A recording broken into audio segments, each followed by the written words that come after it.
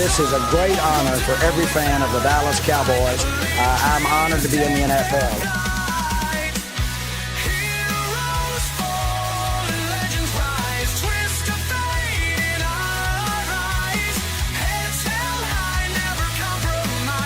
What can I say? Mamba out.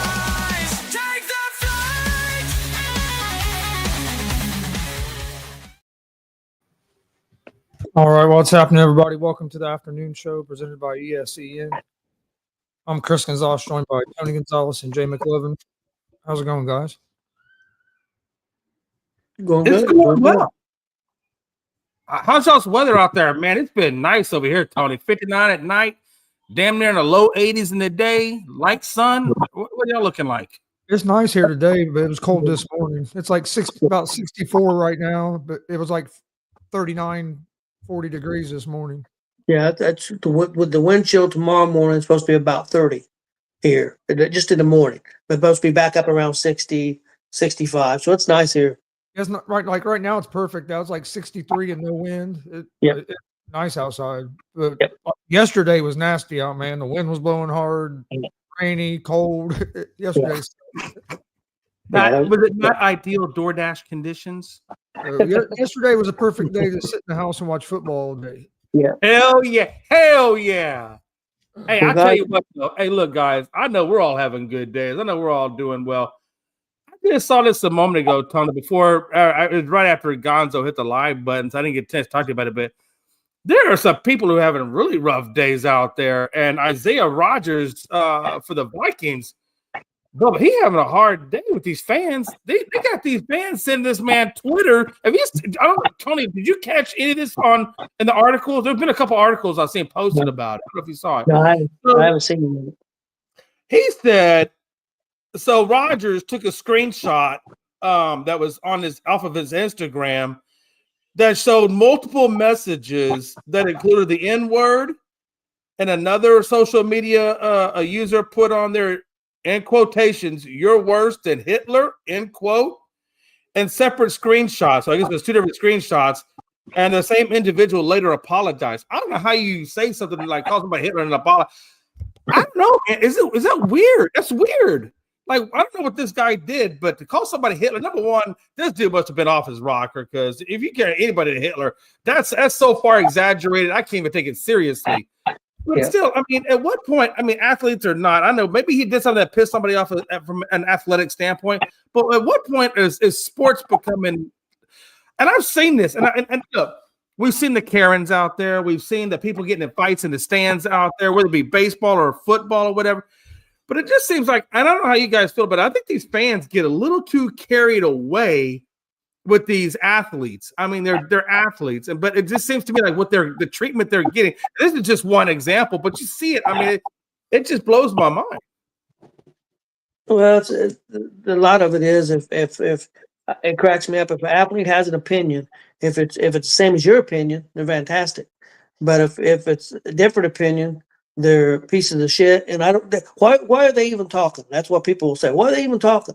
Yeah. Well, it's fine if they agree with you, but if they don't agree with you, then I mean, it just that's why I remember going to games though, and I never saw crazy behavior. Even at games, I never saw crazy behavior in the fans. Now maybe in Houston, I don't know. I guess in Houston we don't have as much craziness. I mean, I've heard stories about the old veteran where the Eagles played at. They said that could be kind of a rough stadium as an opposing fan to go into, and I never really heard anything bad about Yankee Stadium, so I don't know if their fans can get crazy like that or not. But I know Boston, I think I've seen, but mainly the Eagles or Philadelphia in particular. Yeah, I heard Philadelphia can be a rough crowd.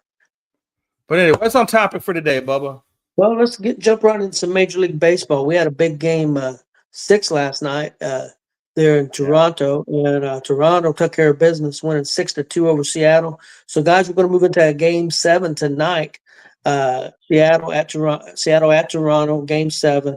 Seattle's going to have Kirby on the mound. Toronto's going to have Bieber, it looks like, on the mound, is what I'm hearing. You guys' thoughts from last night's game and your thoughts for tonight's game, Chris? I only saw about the first half of last night's game because I passed out during the second half of it. To be honest, And when I saw in the first half, I think that's what put me to sleep. What's going on in the first half of that game? I think about San Francisco ended up being up like 10. What was it? We're talking baseball. Oh, you're talking baseball. I thought you said What the? Come on, Jay. Yep, I'm acting like Jay here. No, I think what happened is that damn horse kicked you so far in the forehead, it left an imprint of this horseshoe thing on there. I think that's what I think you got kicked in the forehead. He must do that DoorDash. Shit. Baseball. I watched a little bit of that game. Didn't keep. I didn't watch much of it. Like I said, I fell asleep. But Toronto. What killed Seattle last night in that game is they had bases loaded twice. They're in the I think it was third and fourth inning, fourth, fifth inning. You got bases loaded twice, and you ground into double plays to a pitcher that had never got a ground ball double play in his Major League Baseball career. And you let him do it to you 2 innings in a row in Game 6 of the playoffs. That's what cost Seattle that game. They had a lot of chances to win that game, and they had all those runners on. You're not going to win games like big games like that when you strand 12, 13 runners on base. It's just you're not going to win games. They have one more chance tonight. This should be a fun game tonight. Game 7. I think Seattle's going to pull it out, but they definitely got to get some timely hits and can't be stranding runners on base. It's going to be all hands on deck. I don't, so you really don't have to worry about your pitchers because I don't think the World Series starts till like Friday next this week. So it'll be all hands on deck for both teams. You got plenty of rest for everybody after this game. So, yeah, man, I don't know. It's a toss up to me. You would think you'd favor Toronto a little bit because it's at home, but hell, they've lost a couple of games at home already. So the road teams have success in this series. Yeah, so you really don't know, but it should be a good game. Jay, your thoughts on last night's game and what's going to happen tonight? Yeah, I think the biggest takeaway for me was Gilbert was on the mound, and I've watched Gilbert pitch a number of times against the Astros and Rangers and things of that nature. Gilbert's usually pretty good. I mean, he don't give up a lot of runs, and he doesn't give up a lot of runs quick typically.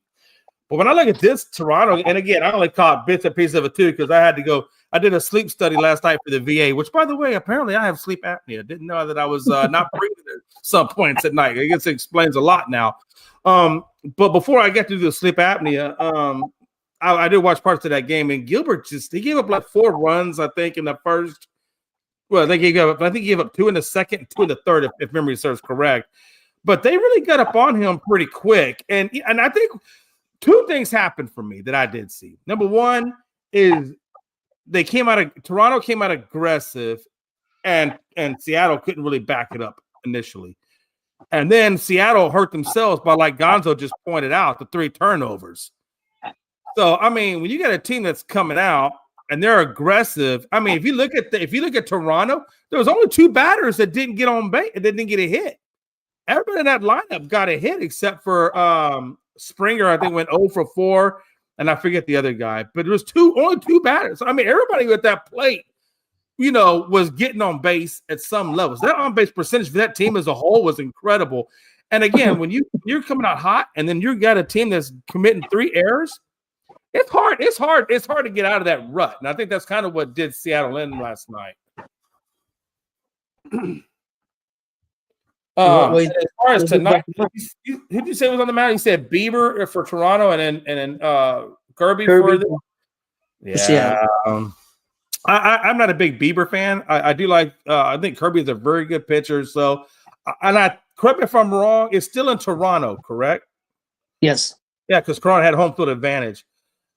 I do think what Gonzo and what you said was on point, that it's an all hands on deck, because you're right. You're going to get like several days off before you even start the World Series. So I got to be honest with you. I think since it's in Toronto and it's all hands on deck pitching wise, I think Toronto is going to have good enough pitching. I think it's going to be Toronto in this one. I do. I think the home team wins it. Quite possible. Yeah. I would kind of favor them a little bit, but man, just the way the series has went. But yeah, who knows, man? It's a toss-up, I think. Should be interesting tonight. Guys, let's move on to some college football. Man, we had some upsets this week. It started off Friday night with Louisville defeating number 2 Miami 24-21. We also had Minnesota upsetting Nebraska. I think they beat them like 20-6 or something like that. So Nebraska, number 25 Nebraska got upset.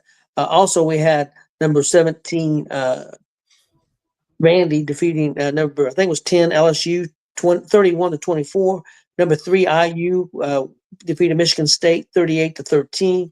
We had number 9 Georgia 43. Number 5 Ole Miss 35. We had number 1 Ohio State 34. Wisconsin 0.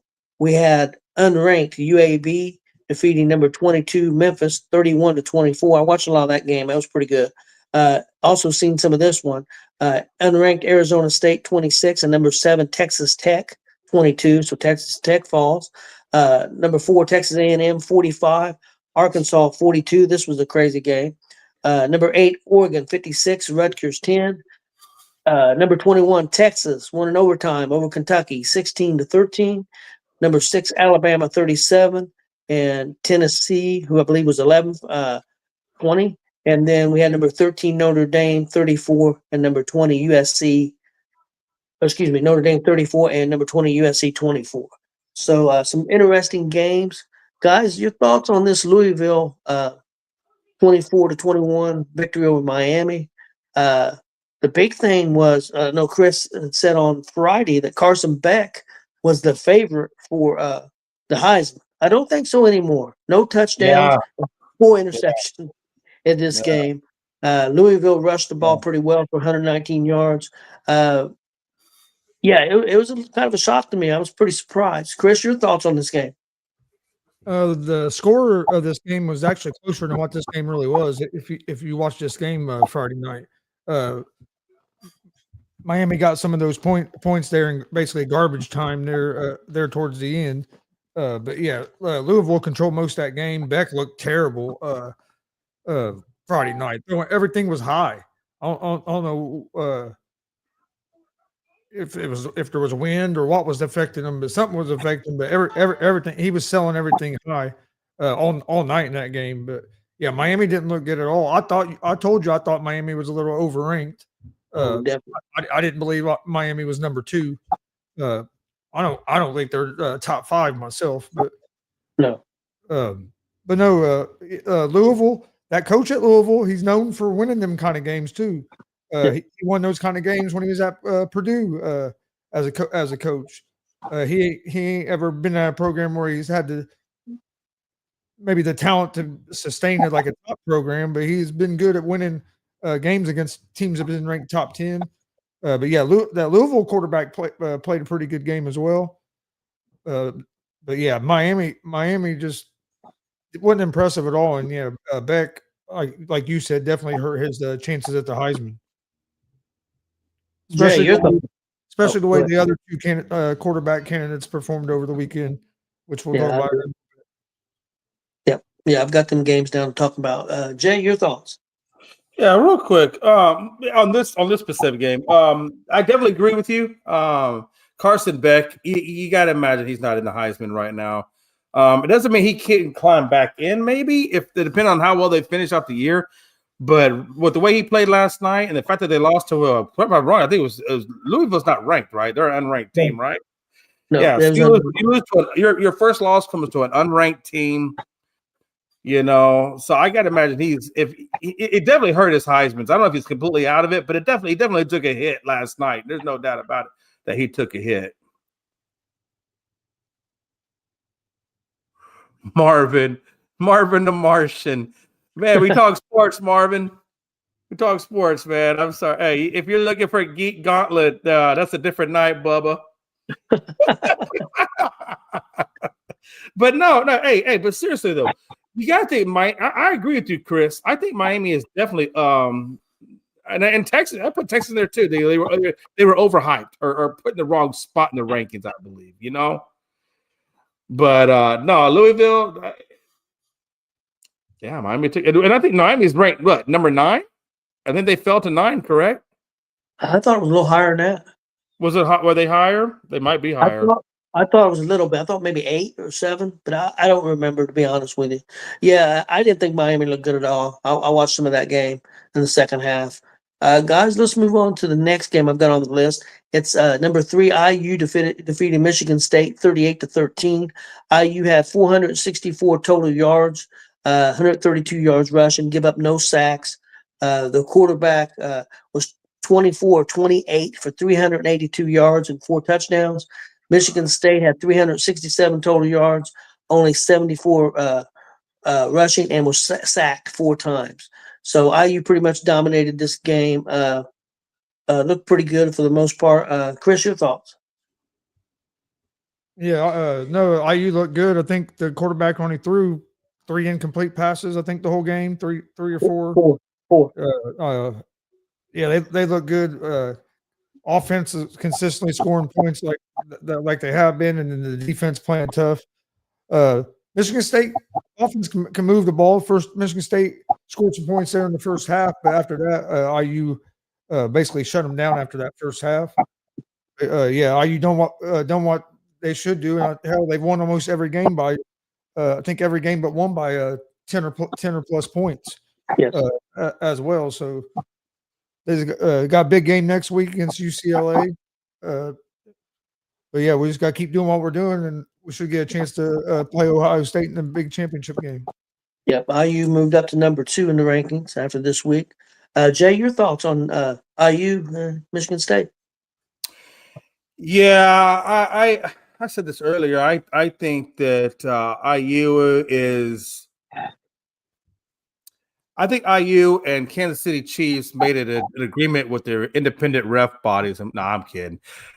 I only said that because you only had 1 damn penalty. I don't know how you get 1 damn penalty. I mean, y'all must have been playing the clean. I didn't see this game, but just looking at it, y'all must have played the cleanest game ever because you only had 1 penalty. We don't get many.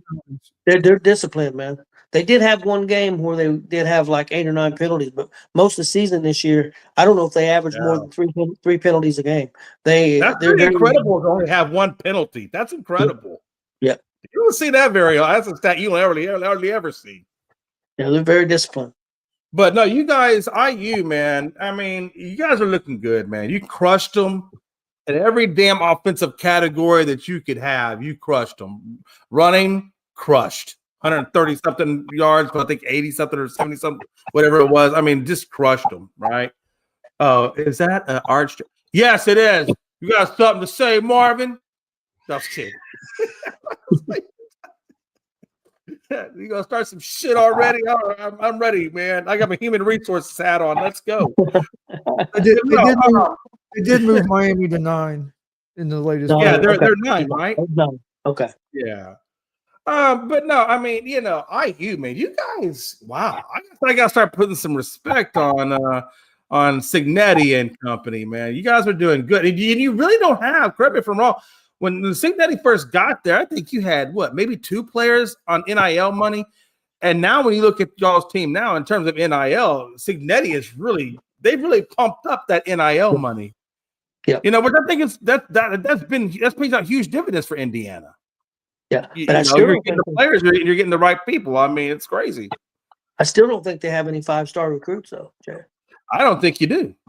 I think you're right about that. I think the quarterback was a 4-star, if I remember right. Which he's played fantastic. But no, you did good, man. Now you're what? Now you're number 2 in the standings. Let me ask you this. I have not followed in terms of ranked teams. What ranked teams have y'all? I know y'all won, but what ranked teams did y'all beat this year so far? We beat Oregon when they were not. Well, that was what I was thinking of. Oregon. I knew there was one on my brain. Okay. We beat Illinois by 50 when they were ranked number 9. Now I think it was 21, 23, something like that. We beat a good Iowa team who isn't ranked, but Iowa just beat Penn State over the weekend. I mean, Iowa's not terrible. No, pretty good. Yeah. I knew that was the game I was thinking of. I knew there was a game in there a big game that you had played. It was Oregon, and that really means a lot because that's a big team to take out. So you guys have been tested. So I think you know what you have on that team. Yeah, especially at Oregon, because Oregon hadn't lost there at home for a while. It's been many a year since they lost a home game, and by 10 points. Yep. Dominated them at home. Okay, guys, let's move on to the next game I got on the list.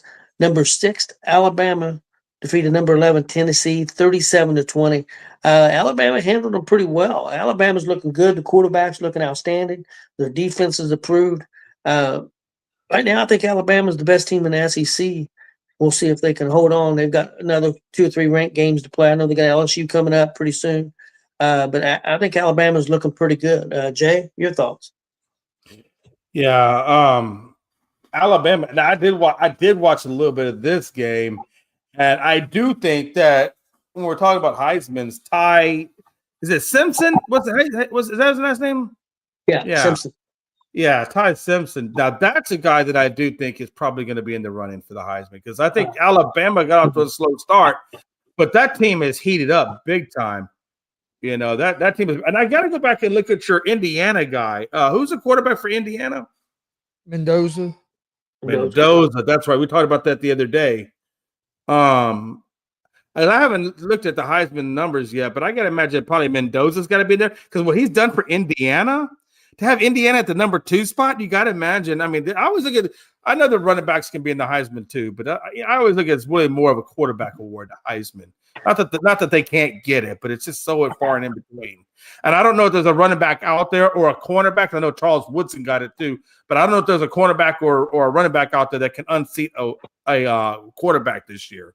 I don't think so. I got to imagine Ohio's going to be in there, obviously, and then quarterback will be in there. You guys' quarterback's got to be in there, and Alabama's quarterback's got to be in there. Those at least 3 of them have got to be in the Heisman running.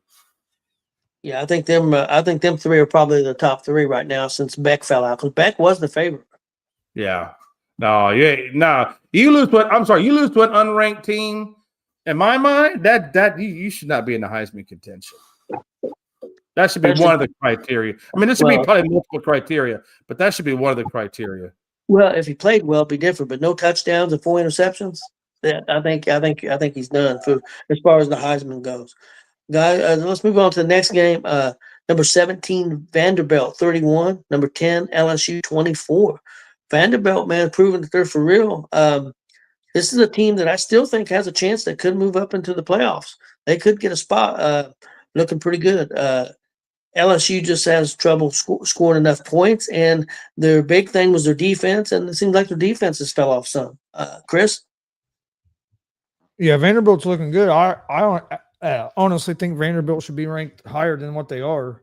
Their only losses to Alabama, and I think Alabama's in my rankings. I'd have Alabama as the 3rd or 4th best team in the country. I think they're number 4 now. Who? Alabama. Yeah, by the AP, Alabama's up to 4. Yeah. I'm just saying by mine. I can make a case for them to be at 3, but right now I'd have Oregon at 3, Alabama at 4, and Texas A&M at 5. I'm just saying in mine. Okay. Why would you? For me, watching the teams play, that's how I would have them. Have them. I think Alabama's the 3rd or 4th best team, and I think Oregon's the 3rd or 4th best team. Oregon's only losses to Indiana, who I believe is damn near might be the best team in the country. I mean, it's Ohio State and them are right there. So yeah, I think them are the top 4. I'd have A&M right behind Alabama. I know in the rankings A&M's 3 now. What is Oregon now? Oregon, I think, is 6 or 7. Well, I think A&M, I believe A&M's 3. Yep. Yeah. That's what I said. In mine, I'm saying in my opinion, I would have A&M around 5. That's a good thing your fucking opinion don't matter. I think Alabama and Oregon are both better teams than A&M. That's just my opinion. Yeah. Does A&M hold on? Hey, does A&M play Alabama this year? Does A&M play Alabama? No, they don't play Alabama, do they? Nope. So that's some horse shit. I think A&M should play Alabama or Georgia. One of those 2 teams should be in there. Who does A&M? I would have Georgia right behind A&M. Right. I mean, I think A&M's schedule should either have Georgia on it or it should have Alabama on it. And I think they need that game for legitimacy. Just so when, like, for example, Gonzo's saying that Alabama should be ahead of A&M. And he's not wrong. I mean, because of Alabama's track record, and that's why I like seeing Alabama play A&M or Georgia play A&M, so that way you can kind of dispel some of that notion. Well, I agree with Chris because Alabama, even though they have one loss and A&M has no losses, they've played a tougher schedule. Now, it does hurt them that they lost to Florida State. That's who Alabama lost to. So I understand that hurts. That's the only reason I put Oregon ahead of Alabama right now is because Oregon's losses to Indiana. Alabama has lost to Florida State. Yep. Yeah. But I can also make the case that Alabama has better wins than Oregon. Because really the only good win Oregon has is Penn State. And see what Penn State is right now. Alabama's beat Vanderbilt and Georgia. So that's where A&M's beat Notre Dame. And I think Missouri as well, didn't they? Yes. Yeah, Alabama beat Missouri also. So yes, by quality wins, Alabama has the better wins in Oregon. You could make an argument if Alabama hadn't lost to Florida State and won that game, you could argue they could be number one in the country with the wins. I'm just saying the wins. Yeah. If they hadn't lost that game. That's why I say I have them right there at 3. Yeah. But no, Dad, you were asking, they have Georgia at 5, Oregon at 6. Okay. Yeah. Georgia Tech is 7. Well, Georgia Tech sneaking up in there, ain't they? They were way down at the bottom of the standings earlier. Ole Miss fell to 8. Yeah. And Miami fell to 9. Yeah. Vanderbilt's at 10. See, I would have Vanderbilt. I'd probably have Vanderbilt at least 8. I think I'd have Vanderbilt ahead of Ole Miss and Miami. Yeah, I don't disagree with you. I'll tell you what I do. Why the hell is Notre Dame Georgia Tech? I might put them ahead of Georgia Tech, so I might have them at 7. What about Notre Dame, Jay? I just don't understand why Notre Dame is at 13. I think Notre Dame should be further down the road than that. I have not been impressed with Notre Dame at all. I think Notre Dame was ranked way too high at 13. Well, they lost. You think their 13 is a good spot for them? I think they're top 15. I don't know if the losses were to Miami by 3 points, and to another it was another ranked team. A&M, I believe. A&M was one of A&M in a real close game, and then they just beat a ranked USC team. So yeah, I think they belong. I think 13 is about a good spot for them. Well, what is USC, right? Because USC last time I checked was at like number 25 or 24. I mean, it's not like USC was ranked extremely high or anything. I want to say they were ranked high, but they were ranked. I think they was 21. I get that. I guess what I'm saying is Texas is beating Oklahoma. I mean, I'm not saying that Texas should be in the top 12 right now either, because when I just saw Texas play against Kentucky last night, I'm not exactly happy with Texas either. Yeah.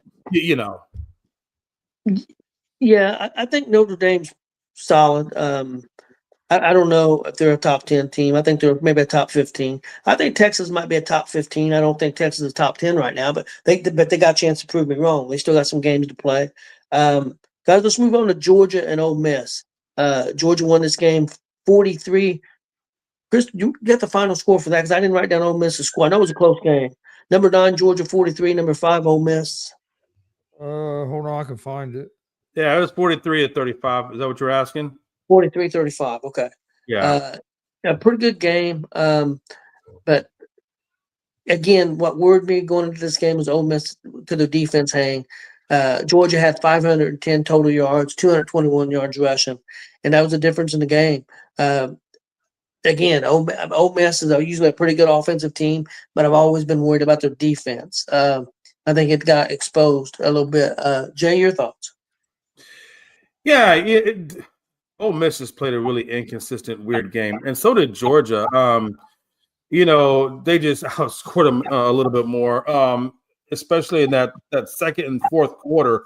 Ole Miss, I thought Ole Miss got up to them 21-20 at the half, and then they went up, and then they put on 14 points, 6 points in the third. So I felt like, they didn't really. They just collapsed in that fourth quarter. They could not finish that game to save their damn life. And I felt like that's what hurt Lane Kiffin was that fourth quarter. Now, I don't know if that was just them getting tired or whatever the case may be, or Georgia just woke up and said, hell, we're going to go out there and play some football today because I only caught bits and pieces of this game as well. But yeah, I felt like both teams were a little bit inconsistent. It's just Georgia knew how to finish it, and that's the way of a champion. A champion knows how to finish a game. They might not start off the game that good, but they know how to finish it. And I think that's where Ole Miss is. Ole Miss is kind of like one of those teams where have really surprised me. I've never really taken Ole Miss all that seriously.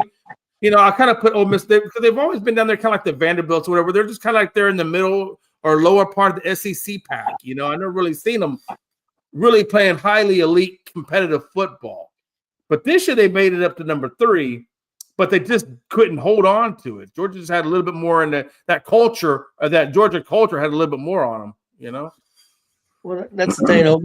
Ole Miss ain't been able to win the big game. For the last few years, they've been pretty strong, but they haven't been able to beat a Georgia, beat a Alabama. So they haven't been able to get that signature win at the right time. Chris, your thoughts?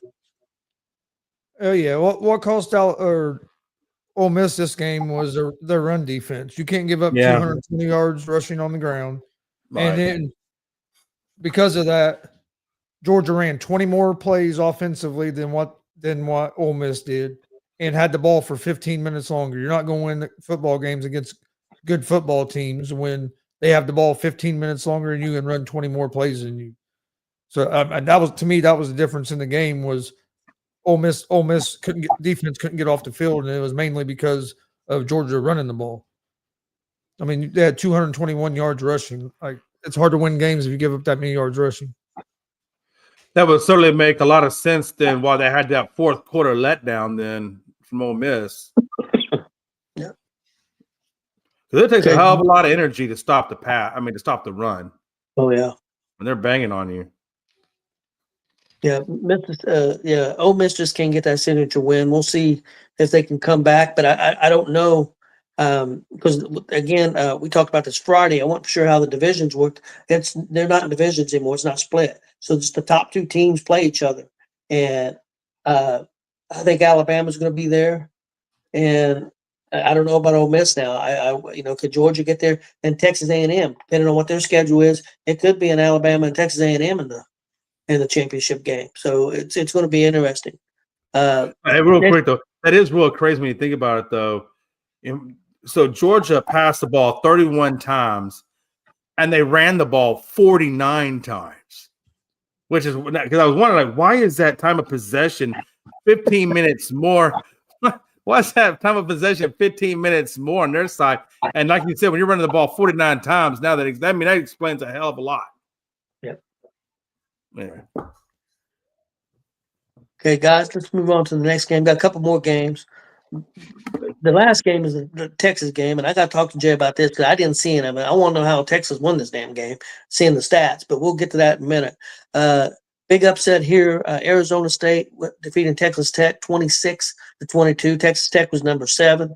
They was undefeated.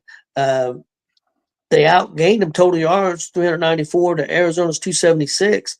But it was a crazy game. And Arizona State come back and got them right at the end. Chris, your thoughts on Arizona State? Yeah, I didn't see much. I didn't see hardly any of this game. So I don't have a whole lot on this game because I didn't get to see much of it. But I mean, that's a big win for Arizona State because Texas Tech had been playing good ball. Yep. And, I mean, they're really trying to make a run for the playoffs. They spent Texas Tech spent a lot of money this year on their football team, and it had been paying off so far. And but hey, it's hard to win them all. There ain't many teams that win every game in a season. You don't see it happen very often. So I mean, they just got to keep. If they win the rest of their games, they'll still have a chance. But that's a big win for Arizona State. You saying about winning all your games? There was 5 undefeated teams that lost games this week. Yeah, so, four or five teams, 4 or 5 top 10 teams lost this weekend. Yeah. Jay, you got any thoughts on this game? Yeah, like Chris, I didn't really watch too much of that Texas Tech game. I was watching other stuff, but Texas Tech has always had a fairly good team, but I don't have any thoughts on this game. I didn't watch it, so. Well, Chris said, spend a lot of money, and they come back. They were behind most of the game. They come back, got the lead, and Arizona State, because I seen the end of it, Arizona State come back and scored and hung on and won the game. So I know Arizona State controlled most of that game, Yep. and then Texas Tech tried to come back there in the fourth quarter. But like I said, I didn't see much. I just saw some highlights and saw like the score on the bottom of the TV and stuff. But Okay, guys, this is the last college game I had. And we'll give the stats, and then I want Jay to explain to me how the hell Texas won this game. They won this game in overtime, 16-13. But looking at these stats, and I didn't see any of the game. So say that up front. Texas had 132 yards passing, 47 yards rushing for a total of 179. Kentucky had 258 yards passing, 137 yards rushing for a total of 395 yards, pretty much doubling Texas in yardage. Yeah. How in the hell did Texas win this game, Jay? one word for you: luck. I mean, I was gonna say calculated luck, but What the hell? I mean, no, seriously. If you watch that game, oh my god! I mean, I'm not gonna lie to you. I fell asleep during parts of that game. I really did. I fell asleep a lot during that game because, I mean, each one of them scored a touchdown, right? But that game was just field goal after field goal after field because the defense, I thought, did a good job on both sides, both teams' defense. It's just one team happened to get one more field goal than the other. I mean, really, that's all it was. And you're right, it went into overtime, and they did in overtime. They couldn't even score a touchdown. It was just, and one thing, Archie Manning, man, damn, son. I really want to get behind this kid. I keep waiting for him to turn the page. Are we going to get better? Are we developing? Are we doing anything different than we did against Ohio in week 1? And they're not. Archie's still overthrowing the ball. He's not giving up the interception, but he's overthrowing his pass. I saw him throw to one guy, and the ball was like 3 or 4 feet away from him, and there was no reason. There was not even a close defender. He just overthrew him. And I'm like, what are they doing over there? What is Sarkisian doing? I mean, seriously, Kentucky is not the greatest team in the world. We should be able to handle Kentucky. We should have went in there and been able to blow Kentucky out. Really, we should have. Well, we made Kentucky look like a good team because we couldn't score points. Our offense was so anemic. It was, and it's not like Kentucky's was that much better. They were averaging 3.5 yards a rush. They did have a pretty good amount of passing yardage, but it didn't really result in the touchdowns. It resulted into a lot of penalties and some 3 and outs. I don't know. The game itself was just uninteresting, but it was uninteresting. But at the same time, it was actually kind of depressing watching Texas play because now I know. I'm like, there's no way in hell. We are – how many more games we got left? I think 5, maybe 6 games, right? Something of that nature? Yeah. I don't think we have much more than 5 games left.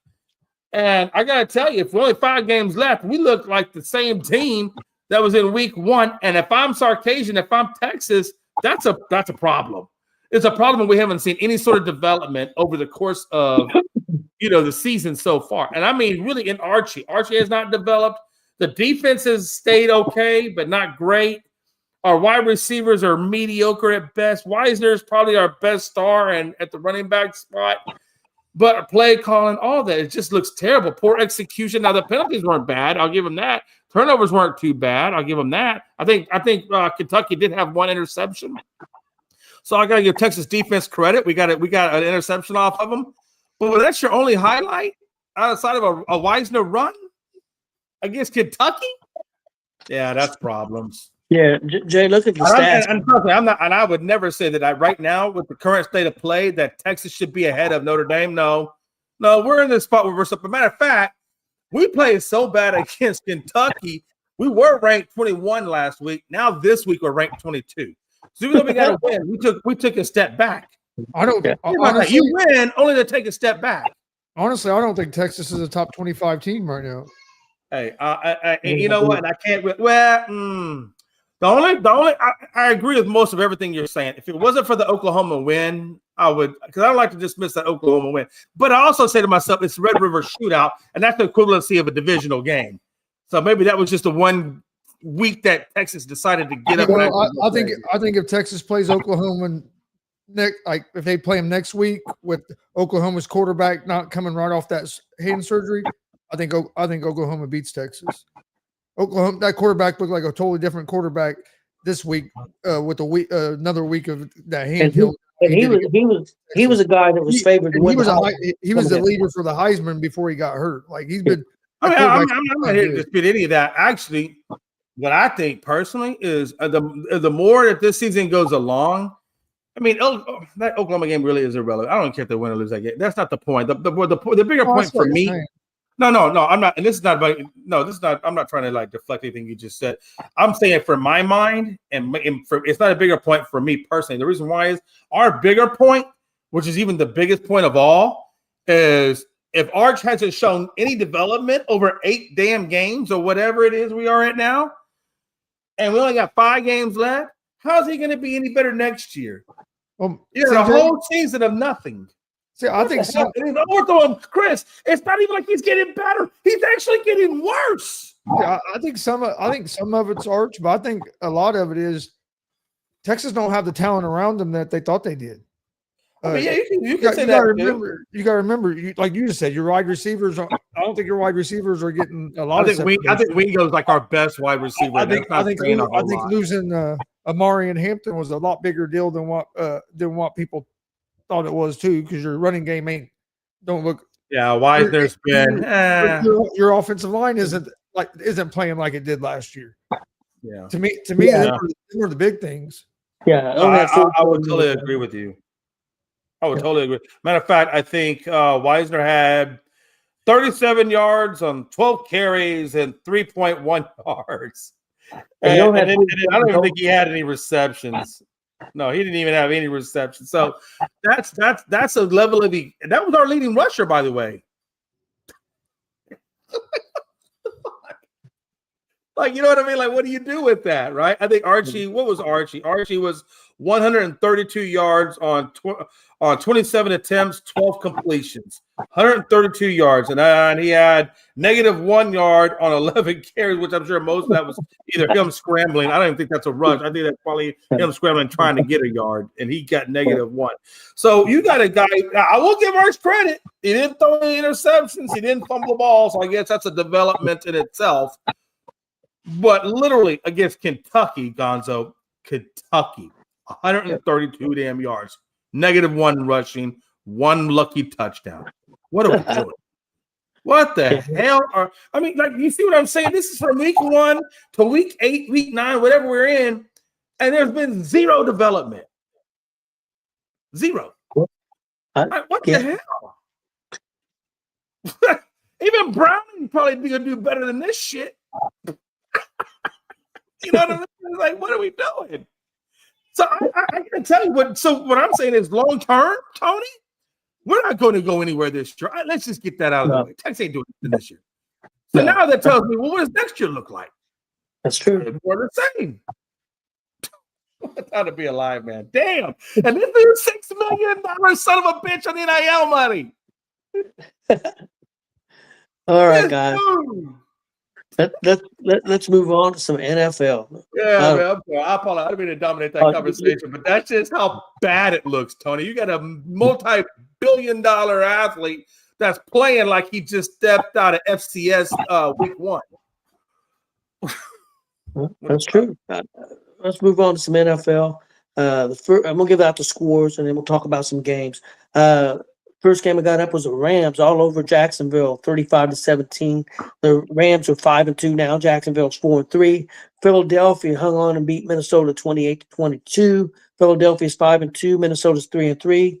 New England defeated Tennessee 31-13. New England's 5-2 now, and Tennessee's 1-6. Carolina defeated the Jets 13-6. Jets are 0-7, and Carolina's 4-3. Cleveland got a win over Miami 31-6. Cleveland's 2-5. Miami's 1-6. Chicago defeated New Orleans 26-14. Chicago's 4-2.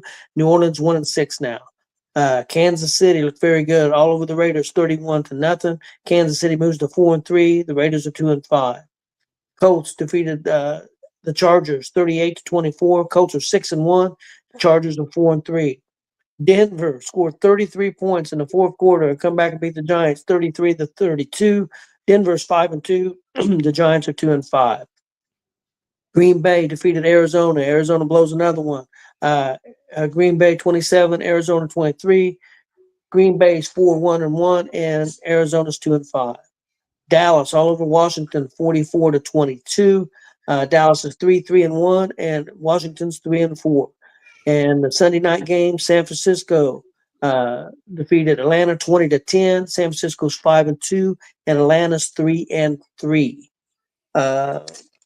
Let's see here. The first game I had down to talk about was the Indianapolis Colts. Chris, I'm going to let you take it from here, and then you guys can pick some games out to talk about. I'm going to leave for just a few minutes, and then I will be back. All right. Yeah, no, Colts look good again. Offense, hell, Daniel Jones threw ran good. Jonathan Taylor had 3 touchdowns. I'll pull the stats up, but yeah, Colts are looking like the best team in football, and I'm not just saying that because evidently I am a Colts fan, as everybody can tell. But if you've been watching through the first 7 games, we've been probably the most consistent team, especially on the offensive side of the ball. We scored over 30 points, I think, every game but like 1. We've won almost every game. We won every game but 2 by 10 or more. Our only loss is a game we should have won against the Rams, where we had the Adrian Mitchell, the 1 turnover and then a big penalty, took 14 points off the board and switched the momentum of that game. So, I mean, yeah, you could say we got lucky to beat Denver on a penalty at the end, but I can also say the Rams got lucky to beat us in that game, so we controlled that whole game. So that's our only loss. And to me, the Rams might be the best team in the NFC right now. So I think the Colts are proving that we're not a fluke, and been pretty dominant. We dominated that game yesterday. Scores a little closer than what that game really was because we gave them some points there in the fourth quarter, kind of in garbage time after we already had pretty much control of that game. Only thing that does suck, we did lose Cam Ward. He's going to be out, or not Cam Ward, but Ward on Dravius Ward on defense we lost him. He's going to be out a week or 2, especially in that because we were just starting to get a little healthier at cornerback. That's what we have a lot of injuries on defense. Our defense has still been playing pretty good. Our defense is ranked 19th overall right now. But the thing about that, we're 5th in the league in turnover rate. So that's been big, and we're 12th in opponent scoring. So we're not giving up a lot of points. We give up some yards, and we're doing good about keep holding teams to field goals when they do get in scoring position. And then our offense, like I said, just been – you got Tyler Warren. I mean, everybody's chipping in, and Daniel Jones is playing at an MVP level right now. And Jonathan Taylor is. Well, I mean, we have 2 guys on our team that can make cases for to be in the MVP running. Taylor already has 3 games this year with 3 or more touchdowns. So I mean, and he's leading the league, I think, in touchdowns now. I think he has like 11 already on the season, 11 or 12, something like that. So, no, another big win by the Colts, and got to get ready for next weekend. Yeah, I mean, I'll be honest with you. I really gave you a hard time about your Colts before week 1 even got underway. I know many a times I said, man, y'all going to finish about 2nd, maybe 3rd behind Jacksonville. You know, and again, to my credit, though, I will say this. I made that because I didn't know what you were going to have at quarterback. And I think that was just the biggest thing for your team, Chris. Yeah, I think you've had a lot of the components. The biggest thing was obviously getting Tyler Warren, which obviously is Daniel Jones' like best friend because that dude hooks Tyler Warren up a lot. Like if you got Tyler Warren in your fantasy league, you're getting hooked up every week because that really is his guy. Him and Pittman. I mean, Pittman had a good game.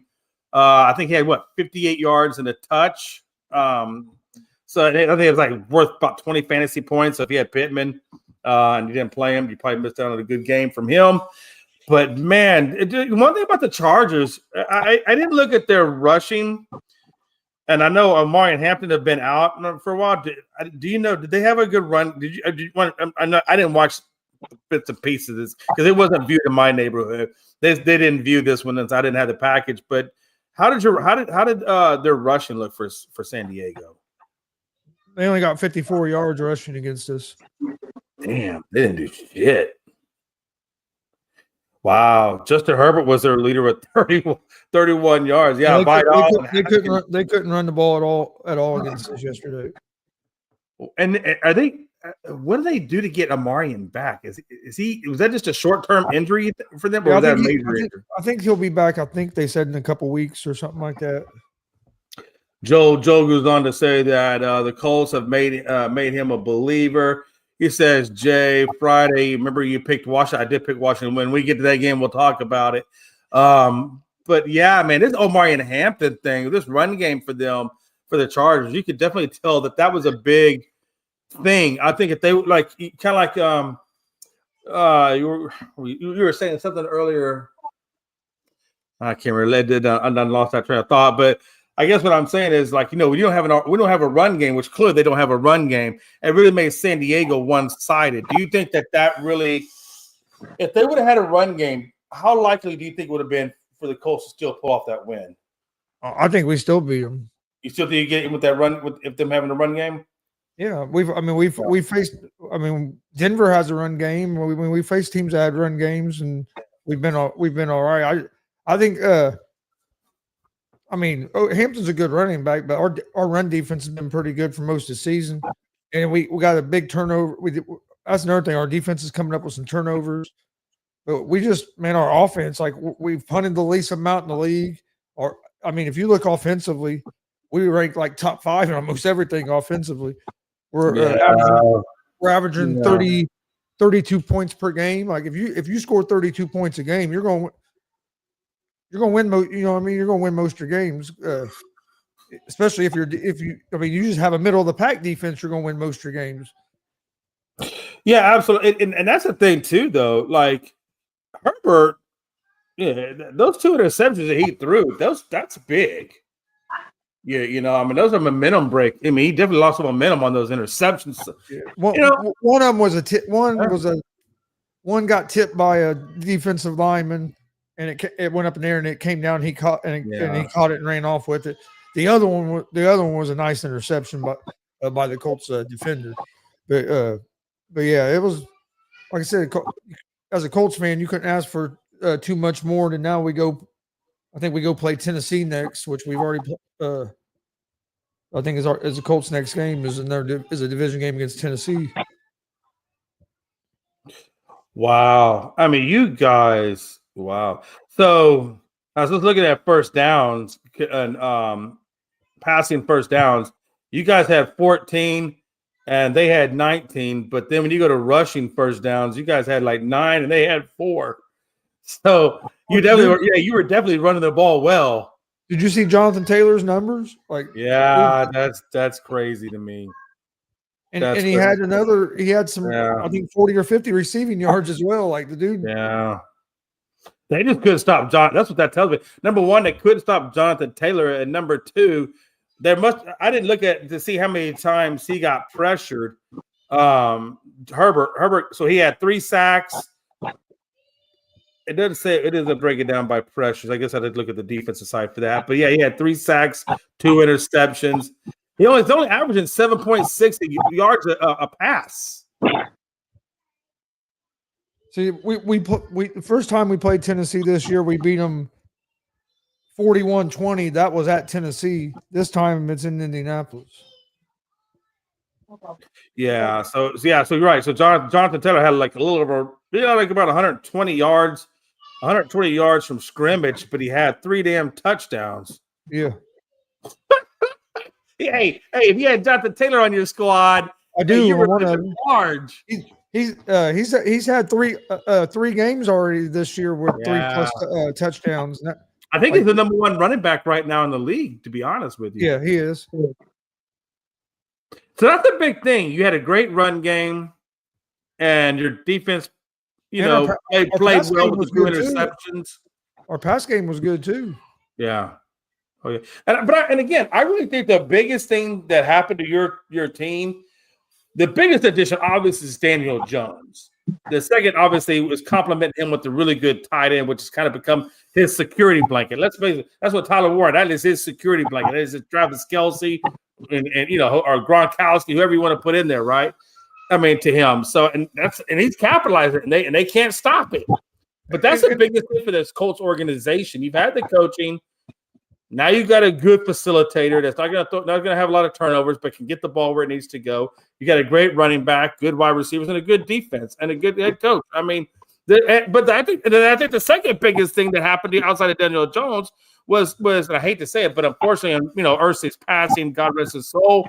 But those daughters stepping up and taking over this team. I like the daughters. Those daughters are amazing. Hell, I wish I had them. I'll give you Jerry Jones. You give me his daughters. We're good. That's even I think the biggest keys to me is Daniel Jones, Warren, and then we brought in Tre'Davious Ward and combined them on the defensive side. That's really the only additions that we've made, and it's made a big deal. But how long is Ward out for? Did they say? Did they give a time? I think he'll be out for a couple weeks. Something like that, a few weeks. Right. But and people want to say, like the people that don't believe in the Colts want to try to say Daniel Jones. If you watch Jones, he's just not dinking and dunking either. Like we throw the ball down the field. Alec Pierce goes we throw the ball down the field. It ain't all just like he's throwing little 4 or 5 yard passes. Daniel Jones has been playing real well and getting us in the right plays. That's big because like our offense has never ran this smooth since Shane Steichen has been there. And but yeah, now Shane Steichen, I like he's on fire. I love his play calling. I'll tell you what, in that first quarter, there were some times I'm like, kick the goddamn field goal. It's 4th and 4, and we're on the 20-yard line, and we're lined up to go for it. I'm like, let's get some points. Don't just be turned. But I mean, hey, it worked out. But there's sometimes that dude could get a little. He rides that line of getting a little too aggressive sometimes. But. Oh yeah, you know what's interesting to me? It's not like a lot of people. When we say the word Daniel Jones before he got to the Colts, right? And even when he got to the Colts, up to the point when he started coming out in the field and proving himself. But up until let's just say up until week 1 of the season, right? Daniel Jones is really taking a lot of. I feel like when I look at his numbers, unfair criticism because it's not like this guy was ever playing bad. Now, his first 2 years, as a rookie, he kind of got off to a bad start. You could probably find any number of excuses as to why these numbers are skewed. But 11 touchdowns, 10 interceptions in 20, 24 touchdowns, 12 interceptions in 19. You can say whatever you want to about that. But then when you look at 21 and 22.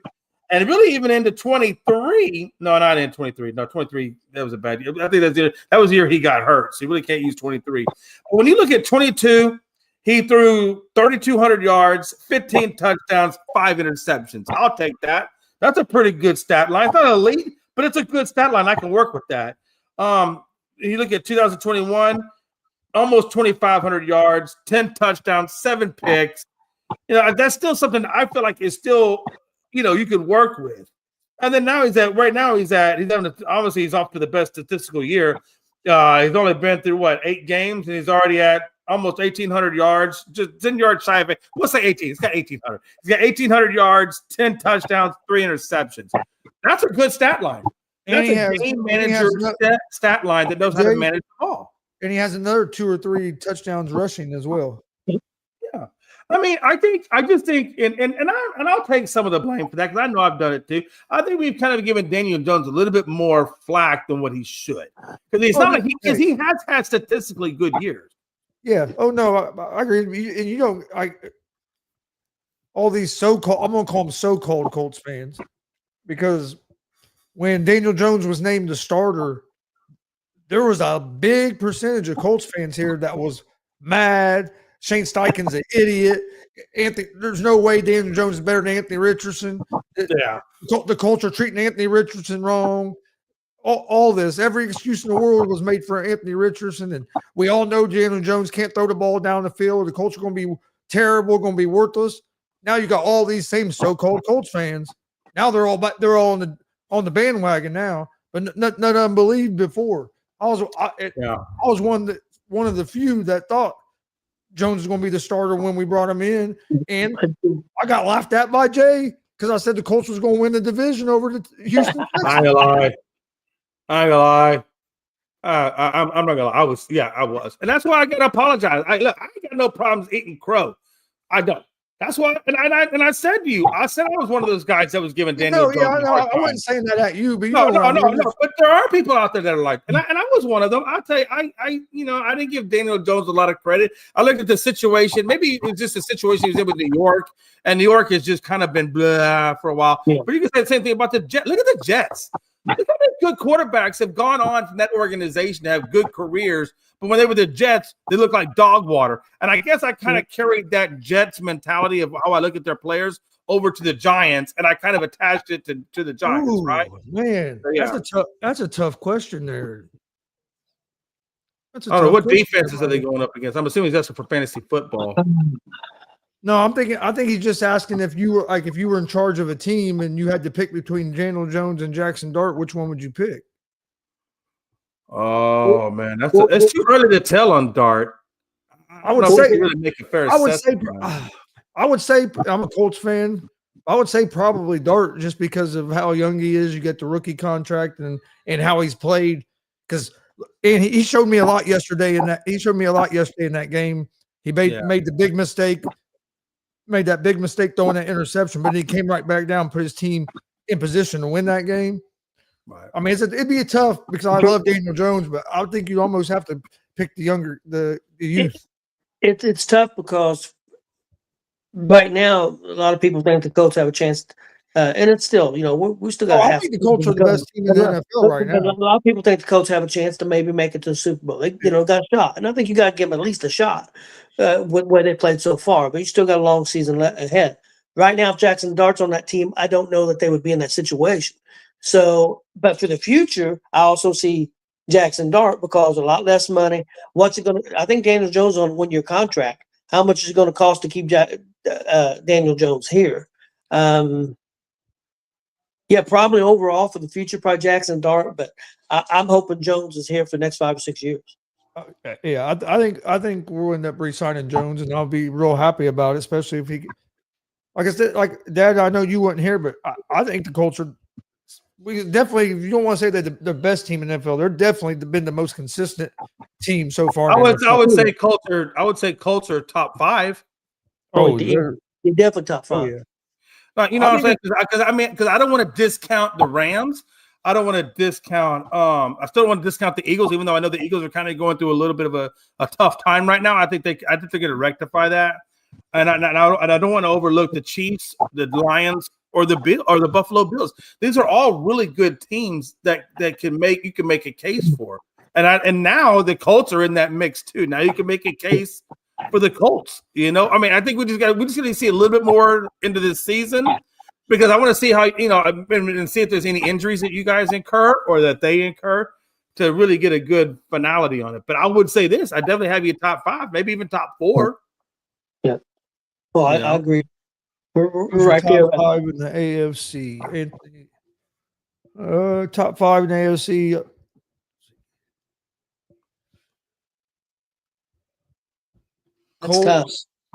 Colts, Kansas City, Chiefs. Yeah, Colts, Chiefs, Bills. Probably Broncos. And definitely Broncos. Who's the other one, Chris? Who's your last Chargers? One? And I think since New England beat Buffalo, I think. Whoa. New England. Yes, I'd have New England ahead of the Chargers right now. Yeah. Can I just say one thing? How the hell? This is what gets me. And maybe it is back to that original argument or original debate question, Tony, that you gave us a while back, culture versus talent, things like that. Because I'm looking at a Vrabel team that a guy put a whole bunch of new players in, things like that. And now they're sitting at the top of the damn division. And you got a team like Dolphins, you could put Panthers, you could put Jets, you could put Giants, you could put fucking Chicago that have had multiple coaches, multiple this, that, and multiple first-round picks, but can't do a damn thing. I mean, it's crazy what Vrabel has done with this New England team is what I'm getting at. Now, I would tell you this. I think Vrabel was smart to bring in Josh McDaniels because that Josh McDaniels is a guru at the offense. He sucks as a head coach. But at the offensive coordinator or in terms of quarterback development and things like that, Josh McDaniels is amazing. And his track record speaks, right? You got Brady, 6th-round selection. Josh McDaniels, greatest quarterback ever. Then you got Mac Jones, first-year Pro Bowl playoffs. And then you get Drake May, who's, now they're at top of the division, playing lights out. I mean, if people don't understand how good Josh McDaniels is as an offensive coordinator, they are sleeping at the wheel. And I'm telling you, mark my words on this. I think Josh McDaniels was just as much a part of that Patriots success as Bill Belichick was. Put fucking money on that shit. Yep. I agree with that. I think McDaniel was a big part of it. One thing real quick, back to the Colts, because I wasn't here. I just want to say one of the big things is, and I think the biggest thing is, I think the offensive line. The offensive line is just playing out of this world, man. And if it continues to play like that, and the fact that we on first down seems like we get 5 or 6 yards on first down, and it's a lot easier to call plays when you're 2nd and 4 and 3rd and 1 or whatever. It's a lot easier. We don't get in third down very often. No, and we don't get because of how good we are on first down. We don't get in third down a whole lot. We don't get in 3rd and 8 and 3rd and 9 and 3rd and 10. We don't get into that situation. So, and I really like the Colts right now, but we got Tennessee this week. I think at home. Is that right? At home? Yeah, we beat Tennessee at Tennessee earlier in the year. And then we'll have a tough game. I think after that's Pittsburgh at Pittsburgh. And I mean, Pittsburgh at Pittsburgh's a tough game. So, okay, guys, you guys ready to move on to the next one? And Pittsburgh always gives the Colts trouble, no matter if they're any good or not. We always struggle against fucking Pittsburgh. Yes, we do. Let's move to the next game, guys. Let's go with New England. New England all over Tennessee, 31-13. New England 387 total yards, 175 rushing, and that was big for New England. They really rushed the ball well there. They had the ball for 37 minutes of the game, so they controlled that. Tennessee 255 total yards, only 39 rushing. And that really hurt them, and they got sacked 5 times. Now, New England did get sacked 4 times, so that worries me a little bit for New England on their protection, especially they got a big game coming up next week against Cleveland, and Cleveland's going to come after them. But I do think that game's at New England, so that'll help some. Tennessee had 2 turnovers. I tell you what, you guys look at the first year. I seen the stats put up. The first year of this Ward as quarterback, and you look at the first year of the guy that they replaced him from. When he came in, the first round draft choice that they replaced him with had better numbers than what Ward's got now. Levis. But I do think that team might have been a little bit better than what this team is. Ward don't have a whole lot of help. I mean, his offensive line's not real good. Tennessee's defense is not terrible. But when you're on the field all the time, that hurts you. And they don't really have any weapons. They just don't have any weapons on offense. Tennessee really don't have much of a team. So it's kind of hard to judge Ward. I think he'll be okay. I just hope that he just don't lose his confidence and be another one of these quarterbacks that's going to have to travel a couple of different teams before he finds himself and gets good. But I worry for him that could be the situation that Tennessee's put him in. But I thought New England played pretty well. Jay, your thoughts? Yeah, this is definitely a team that lacks culture. Or the culture that they do have is losing. They've been in this for a hot minute, and I think that kind of goes back to ownership and Bud Adams and company that have not done a good job leading this team. I think Vrabel probably could have done and had the same success there as he did with New England, but I think the ownership kind of screwed him a little bit on that. So I don't think that was all necessarily Vrabel's fault with the Tennessee situation. But again, I want to point out, I really believe that Josh McDaniels is a big contributor to Vrabel's success. Not to take anything away from Vrabel, but that's a big asset to have on your offense. Yeah. But no, when it comes to Tennessee, this team has been struggling for a hot minute. Pollard, I mean, they got behind big time on this game. That's why they had to really go away from the run. Pollard had 6 carries. I think the other guy had like 5. I mean, it's very minimal carries. A lot of it was just receiving because they were down so much. So Tennessee is a team that's right there with Miami, that's right there with the Jets and Panthers and whatnot. Especially now that they don't have a head coach. I don't know who's going to take this job. Right now, the interim's doing it. But if you're a head coach, would you want to come to that situation? Or if you're a candidate, would you want to go to that situation? Especially if it's your first time taking on as a head coach. No, Tennessee's biggest problem is their owner. No, that's my point. Exactly. The owner is Bud Adams' daughter. It's not Bud Adams. She inherited the team from him. Yeah, so I'm saying it's that whole lineage. It kind of carries over. Well, no, because they were good. They were good before she decided to get rid of Vrabel. Vrabel had them in the playoffs, had them competitive. I mean, they were going in the right direction, and she has 3 GMs, and she didn't like Vrabel. Didn't like. I guess he wasn't gentle enough. He was too rugged or something. He was mean. She didn't like him. So you boot him out. You bring in this Callahan, and now you got a soft team. And you got 3 GM. You got 3 GMs trying to draft people. So now you don't have that much talent on your team either, because you don't have a true leader that's actually picking your team. I think it's the ownership problem. There's no way I would take a job. I would take a job right there now, not with her in charge, because like you need 1 GM, and then you got to go with a coach and stick with them. Like, you bring this Callahan in, you give him Will Levis. It ain't working out, so then you draft a Ward because you didn't like Levis, and you give him 6 games with a rookie quarterback. And now you're setting your rookie quarterback up for failure, because now he's going to have a new head coach and a new offensive coordinator coming in for his second season. So what the hell head coach?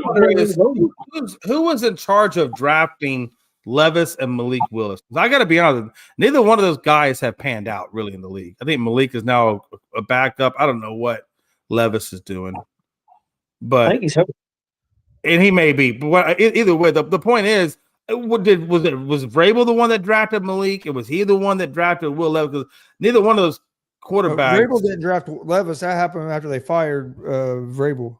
Was that after? Okay, that was post Levis. Okay, all right, post Vrabel. Okay. So he's responsible for Malik, but okay. Yeah. They just had terrible luck drafting. Tennessee has. Traylon Burke hasn't panned out, right? Will Levis, Malik Willis, all them guys haven't panned out, right? Ward has a good shot. Tannehill, I thought them bringing Tannehill over back in the day was a good move. He's like a Daniel Jones. He's a good game manager. And that was Vrabel. That was with Vrabel. Was that Vrabel? Yeah. Yep. I mean, they've made some, like you said, they made good choice. Tannehill was real. When they had Tannehill, that was their best chance, at making something a playoff. It just didn't pan out. Tannehill had a big turnover problem, but still, I agree with you. I think Vrabel is a good coach. Yeah, I do think it's ownership. I was hoping Vrabel would come to Indianapolis when we were looking for a coach, and then we ended up getting Steichen, which Steichen's been good, but I would have liked to have Vrabel. I think Vrabel's a good coach, and he builds a culture. Yeah. I like Vrabel because he gets that out there and mixes it up with his players. And when they get in fights, he's out there breaking up the fights. I believe you have to have a good culture in the building, and I think Vrabel builds a culture. That's why I like him. That's why I like Jim Harbaugh as well. But I also think part of being a good head coach is not only being able to evaluate the talent of the players, but being able to evaluate the talent of your coordinators that you bring in. Because I believe, the job of a head coach is to bring in or be a good evaluator of talent, both player and coaching, put them on the team, and then oversee or monitor your coordinators, let your coordinators do the work, and you just make sure that they're doing it to you where you want to go. And I don't know, has anybody ever seen, I know Arthur Smith went to Atlanta, but it didn't really pan out for him in Atlanta. Was there any really good coordinators that that came out of Vrabel's system that have gone on to have future success? Arthur Smith is a good coordinator. No, coordinator. I'm not about, but I mean, well, Yeah, I'm not going to say. I'm not saying. Vrabel's only been a head coach. He was only a head coach for what, 4 or 5 years or something in Tennessee. Yeah. I don't think there's been very many guys hired that coached under him yet. Yeah, Smith. It didn't go real great in Atlanta, but I don't think that was all Arthur Smith's fault either. I think I'd like to see Arthur Smith get another shot somewhere else. But Chris, your thoughts on New England, Tennessee? It's about what I thought. I thought New England would beat them pretty good. Tennessee's they're a bad football team right now, and New England's playing good football. New England, they're a confident football team, especially after coming off that Bills game. They have a lot of confidence, and they've kind of took their head coach's attitude. They're a tough team. They play physical, and I think Drake May is going to be end up being a real good quarterback in this league. I think some evaluators missed on him a little bit because a lot of guys thought didn't think he should be would be a first round guy, and he's playing some good football right now. And it ain't like he has the greatest talent to throw the ball to either. So I mean he's making some plays. They got a good running game, and their defense is playing pretty solid. Yeah, like I said, New England's on. I think they're on the rise, and it looks like they're going to compete for that division between them and Buffalo. Yeah, real quick.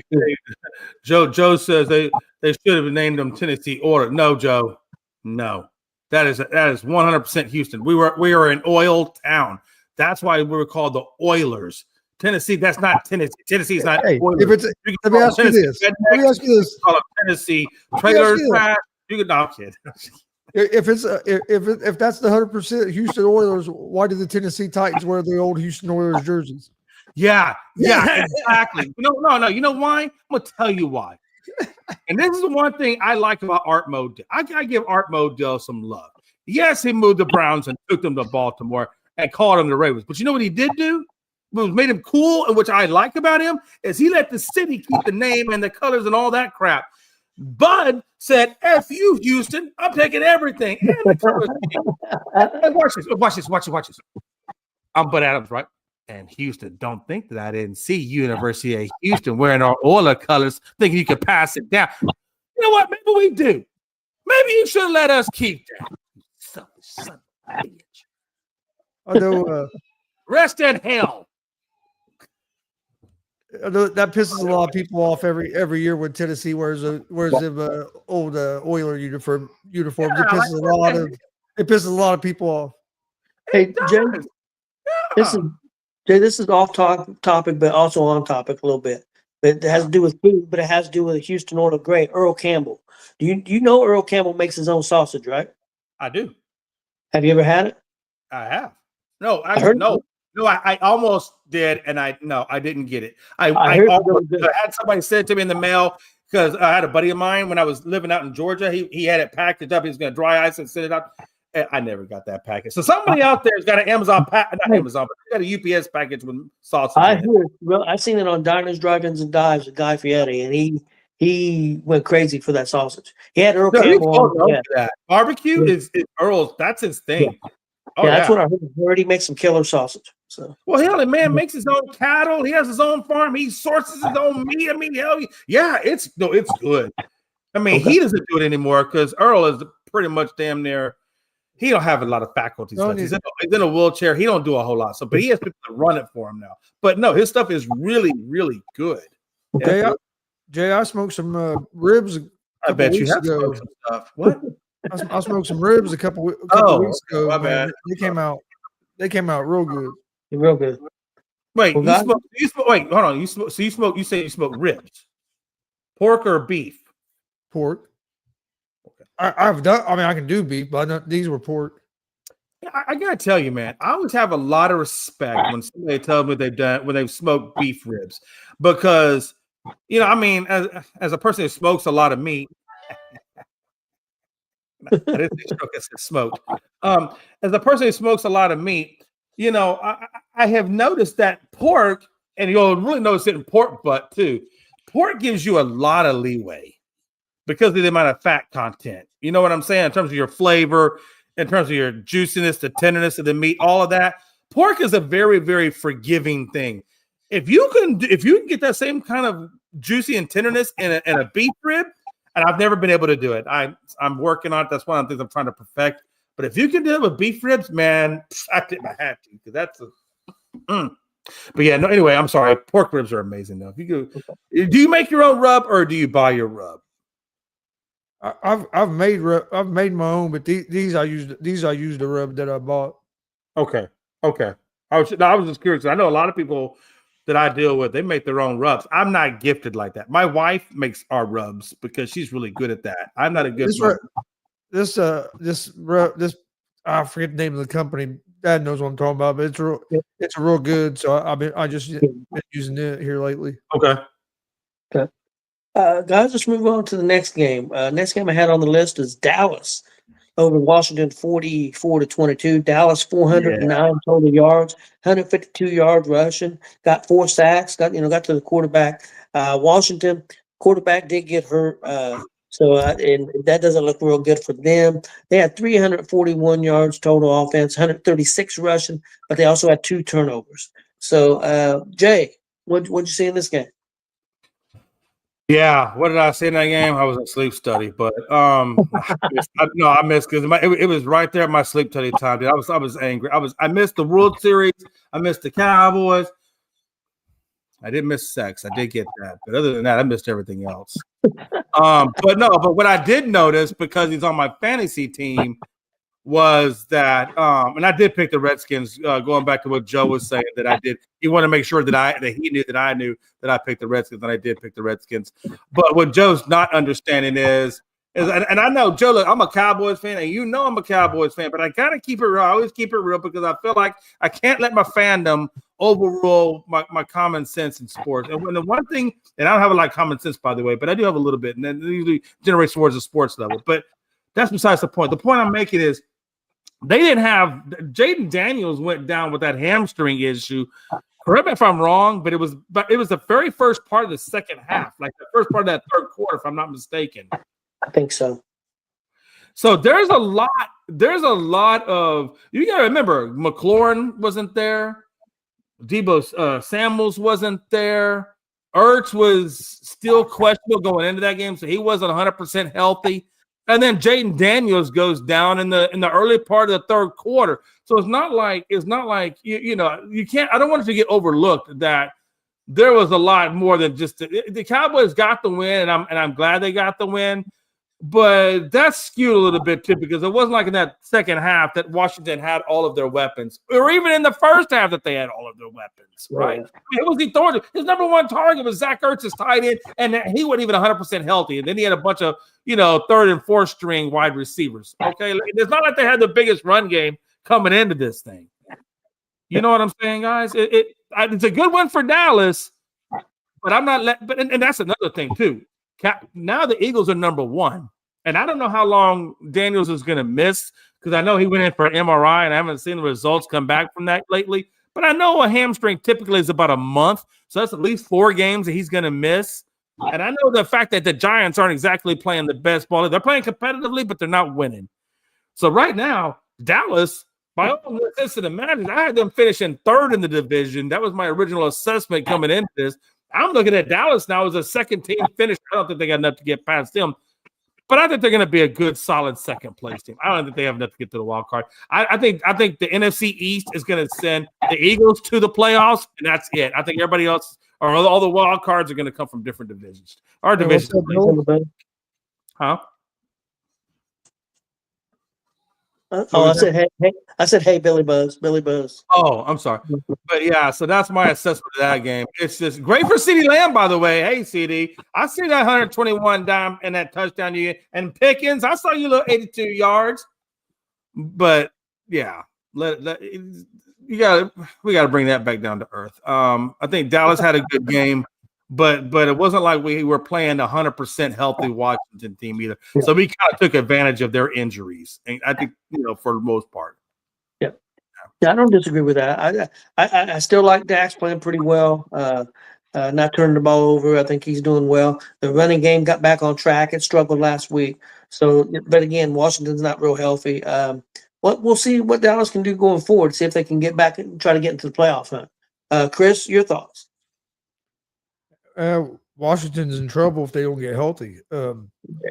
And now they're going to have Daniels out probably at least 2 to 3 weeks. From the way it was sounding from what I was hearing earlier. I mean, hell, Lamar Jackson's missed 2 weeks already with a similar injury with the hamstring. Yeah. And hamstrings can be, it could be longer. So I mean, Daniels could be out 2, 3, 4 weeks. That could be major trouble because I think they have Mariota as their backup. Not that he's terrible, but he also isn't great. But even with Daniels has been in there this year, their offense hasn't looked the same. Washington hasn't looked like the same team as they did last year, even at the beginning of the season when they were healthier. But yeah, they got to get some guys healthy and then try to at least hold on until you get Daniels back to have a chance maybe to make a run. But yeah, not looking like the same Washington team. Dallas, to me, pretty much the same as they have been. Their offense looks good. Defense is so and so.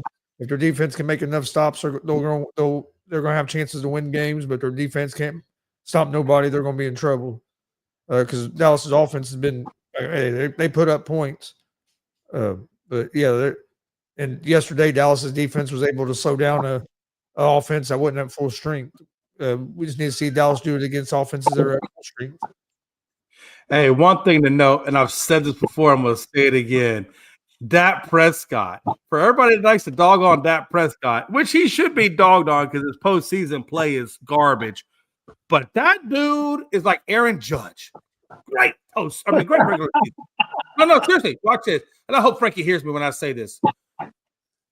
Dak Prescott is having an amazing regular season. And this is not the first time. He's been in MVP conversations many a time before. When you look at his numbers, Gonzo, Tony, he's second in yardage, 1,881 yards. He's closing in on 1,900 yards. So he's second in the league in yards. He's second in the league for touchdowns at 16. He's tied for 41st. Is that right? That can't be right. No. Yeah, 41st. Anyway, he's got 3 interceptions. I don't know what that cover. But he's got 3 interceptions, and he's got a QBR first in the league of 81.4. I mean, he's statistically speaking, Dak's having an MVP caliber year, to be honest with you. The rest of the team might suck, but Dak as a whole, if you base him on his numbers, he's putting up MVP numbers. Yes, I don't disagree, but it's weird. Yeah, like I said, Dak's having a good year. I can't disagree with that. Let's move on to the next game, guys. Philadelphia hung on and outlasted Minnesota 28-22. Philadelphia had 361 total yards, 316 passing, only 45 rushing. I definitely want to discuss that here in a minute. Minnesota had 387 total yards. They had 298 yards passing, 89 yards rushing. The big key for Minnesota in this game, they had 2 turnovers. I think it kind of cost them the game. I think Minnesota could have possibly won this game. But let me ask, before you guys, I want to ask both of you this question. You guys answer it, and then you can give your take on the game. Do you think Philadelphia, it appears to me that they're wanting to go away from the rush and be a passing team. Do you think they can win a Super Bowl that way? They went the opposite way last year with going run first and pass second. Do you think they can win a Super Bowl passing first and rushing, 45 yards ain't much? Jay, what's your take on that? I mean, they have kind of sort of done it already. I mean, when you look at the Super Bowl itself, the Eagles were in, and when you look at Saquon Barkley, I think he definitely had less than 70 yards rushing. Okay. So I know that they've done it before. The problem with it is how many times can you get away with that and be okay? I mean, can you get away with the Super Bowl? It's one isolated game. If the other parts of your game is going well, like, for example, if your passing game is doing well, if your special teams are doing well, if your defense is doing its job, things like that, then you can kind of get away with the lackluster run game, right? But I don't think you could do that for a whole season. and then try to go into the. At some point, you're going to have to develop a run game. You can't just stick back and not have a run game. Because they had a great run game throughout the regular season. I mean, all of us that play fantasy football knows that Saquon Barkley last year had a really good career last year. Postseason, he kind of dipped down a little bit, but that regular season, he was there. So I don't think you can last long term without a run game. Saquon's going to – that offensive line, I'm sure that's probably a big part of it. They've got to open up some holes and give Saquon some breathing room so he can operate. Unless your name's Barry Sanders, you're going to need a little bit of room to operate. And I think that's what's going on in Philly. They just got to open up that offensive line a little bit, and that's going to help them out with other things as well. But, yeah, I think you're going to – at some point, Tony, you're going to have to get a run game. You can't just not have a run game. Chris, your thoughts? Excuse me. No, I don't think you can win a Super Bowl that way because you throw the ball to score points, you run the ball to win games. If you watch, yes, you see teams throwing the ball in the first, second quarter, third quarter. The good teams, what are they doing in the last 6-7 minutes of a game? You're running the ball to keep that clock running and to win the game. It's hard to close out games in the NFL if you can't run the ball, especially in the fourth quarter. I think a big part of their problem is their offensive line isn't as good as it was last year, and they listen to the talking heads on TV and all these so-called experts on TV that talk about, they got to get A.J. Brown the ball more, they got to get Devontae Smith involved more, they got to be more creative. It don't look right. They're winning games, but it don't look good. Who gives a fuck if it looks good as long as you win? And now you see him changing. Now you see him trying to change their philosophy from what's got them to where they've been, which has been run the ball and play defense, to let's try to throw the ball. Yeah, it looked good yesterday, but what happened a couple weeks ago when they were trying to throw the ball and they struggled? So if you want to be a consistent team, especially in the playoffs, you have to be able to run the ball.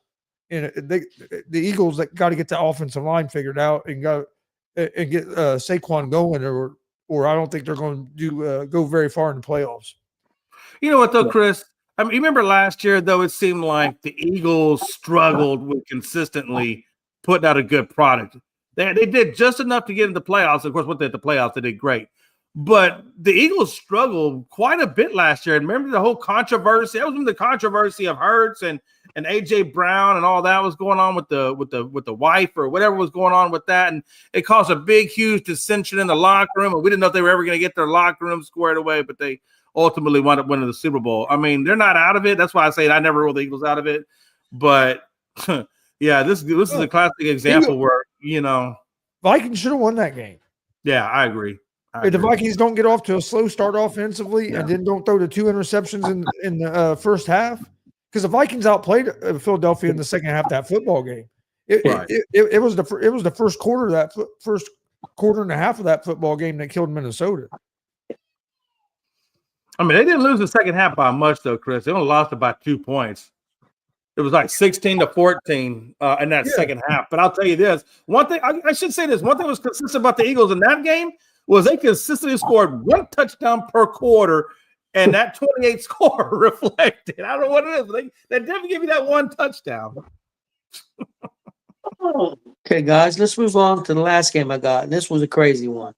Denver Broncos winning 33-32 over the Giants. And what's crazy about this is Denver scored 33 points in the fourth quarter, guys. Denver had 407 total yards, 265 passing, 142 yards rushing. The Giants had 387 total yards, 268 passing, 119 rushing. They had 1 turnover, and they were stacked 4 times. Guys, this was crazy. Giants had this game won and collapsed. I mean, you got to consider the collapse in the fourth quarter. If your defense holds them to no points in the first 3 quarters, how do you give up 33 in the fourth? Chris, your thoughts? Yeah, this was crazy. Giants. I mean, at one point, Giants had a 98% chance of winning this game. What I think happened, I think Demaryius Thomas's spirit came down like an angels in the outfield and grabbed a hold of the Denver Broncos and said, "You're not losing this fucking game on my day." Because there was 33 points. What was his number? Like it was just crazy. Like everything that happened, I honestly believe it had something to do with Demaryius Thomas's spirit, because it was his day. You had the Super Bowl team was there to celebrate him, and they unveiled his statue. And then for them to score 33 points to come back and win, that's the only explanation I have for it, because the New York Giants was whipping their ass most of that for three quarters of that game. And then boom. You know what this is, though, Chris? Let's be honest. You know what this is? There's nothing more than a cat playing with this food before they eat it. or let's just give as much hope as we can to the Giants, and then mollywop them in the fourth, and then send them home discombobulated. Because that's exactly what they did. They played around, and then I don't know, because you can't tell me how the hell you go into the fourth quarter and give up 33 points in a single quarter. That's at least what I know. 7 times 5 is 35. 7 times 6 is 42, and they got them by what? So I mean, damn, that's like 6 damn touchdowns in one quarter. Yeah, it was 19. 6 damn drives. It was 19-0 going to the fourth quarter. It wasn't like the Giants didn't. I mean, the Giants still scored 13 more points and still couldn't hold on to the damn game. I'm just saying, how do you do 6 drives by one team in 15 minutes? That I mean, I didn't get to watch this. Unfortunately, I didn't get to watch this game either. But when I heard about this, I started looking at this, and I'm like, this is insane. I remember specifically the Houston Oilers twice, Tony, played the Denver Broncos, and twice went into the third quarter up by like 20-something points and lost the game. Twice. And then you see Brady with Atlanta, did the same thing. I don't know. It's weird. I mean, I guess teams can go on flukes like that, but I just don't understand how your defense, I don't care if your defense has a brain fart. How does your defense give up 33 freaking points in a matter of 15 minutes? How does that happen? Even with time management, how does that happen? I don't look at the turnovers. I got to imagine there must have been a hell of a lot of turnovers. No. Giants only had 1 turnover. So what did they all do? They all just sit down, the defense, and say, have at it? There was a lot of long passes. There were big runs. I mean, it wasn't just like 4-yard runs. You had a couple of 15, 20-yard runs. I mean, yeah, I turned it over there. I didn't turn it over. It was 19-0. It was when they was coming back, but they were still, when I started watching, Denver was still down maybe 8, 9, 10 points. And then the Giants thought they won the game. Giants thought they had it won. There was only like a minute left, no timeouts, maybe even less than that. And no timeouts, and Denver got the ball back and went down to kick that field goal and won the game. They had no timeouts. They had to rush on the field. And the Giants kicker missed 2 extra points. Yeah, that's the other thing. Giants kicker missed 2 extra points. That was the big thing. You thought about turnover. Right. The game would have went in overtime with that field goal instead of them winning that game. If he went, because the Giants scored a touchdown to take the lead with 35, 40 seconds left. Yes. But he missed the extra point, so instead of being up by 3, they were only up by 2, and Denver was able to go down and get a field goal to win by 1. Yeah. Let me ask you this, guys. Let me ask you this question. This is the question. This is the question I come away from a game like this. When I see a game like this where you're getting completely and totally mollywopped in the fourth quarter the way they did, if I'm New York, I'm starting to think, damn, you got to imagine, like, how bad is this on, number one, how bad is it on Dable? Number 2, how bad is it on the GM? Because the GM and Dable both came from Buffalo at the same time, so they're basically a package deal. Mara is too weak to do a damn thing about it, but he should. At what point, if you're the Giants, does somebody tell Mara, hey, look, guy, this is not the direction. We need to let this damn GM and coach go, and let's reevaluate and do this again and see if we can get it correct. I wouldn't let the coach go. You wouldn't let Dable go? I think Dable's a good coach. I'd let the GM go, but I wouldn't let Dable go. I'm worried they Okay. might, though. I'm worried they might. It depends on how the rest of the season goes. They're 2-5. I think if they keep playing how they've been playing since Dart's been in, I don't think they get rid of them. That's the thing. They're Because- 2-5 right now, but they could very Yeah. easily. They could very and the easily be 5-2. Yeah, and the two losses that Dart has as a starter, both those games they blew. Yeah. The one game against the Saints, they had the turn like 4 turnovers in the fourth quarter, and then they blew this game in the fourth quarter. Like they've been competitive and look like a team that can compete since Dart's been there. So I think they will get another year. I think the GM will be gone. I think that's possible. All right, guys, let's go to Monday Night Football. 7 p.m. tonight and 10 p.m. tonight are the games. 7 p.m. game is Tampa Bay at Detroit. And then the 10 p.m. game is Houston at Seattle. So I think it could be a couple pretty good games, especially if Houston's defense shows up.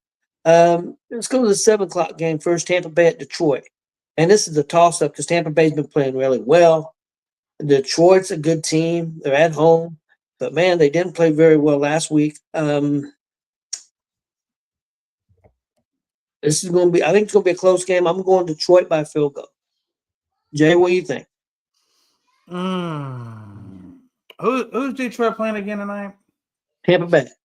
Tampa Bay. Ah, jeez, man. and it's in Tampa, right? No, it's in Detroit. Oh, it is in Detroit?